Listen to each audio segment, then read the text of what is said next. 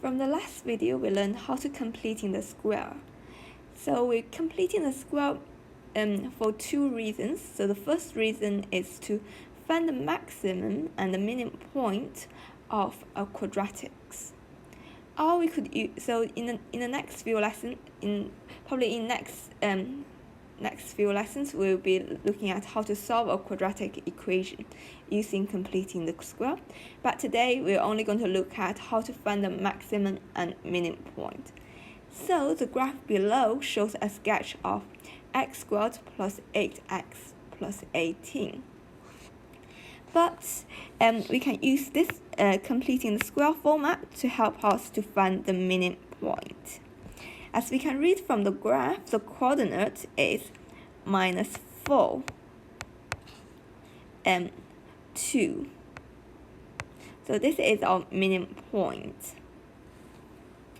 So we're going to look at how we're going to use this to help us to find the minimum point. So we know we always write our coordinates in the form x, y. So we know that x is -4. So if we're looking at this part of the bracket, so we need to set this to 0. So x plus 4 equals to 0. Then we know that x equals -4. So this will give you the x value. And for the y value, since this part is equals to 0, so if we write out, so as we know, the graph shows y equals x plus 4 squared plus 4. As we know, this part is now equals to 0, so we know our y value must equals to 2. If you're interested to know why we need to set this part equals 0, it's because we want to find the minimum value.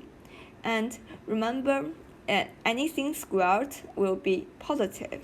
So let's pick some numbers. So if inside the bracket, if we have let's say if we have inside the bracket, if it's -1, we square it, it would equals to +1.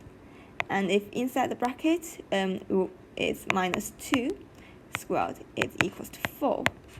And inside the bracket, if it's 0 squared, it's 0. Again, if it's 1 squared, it's equals to 1. 2 squared is equals to 4.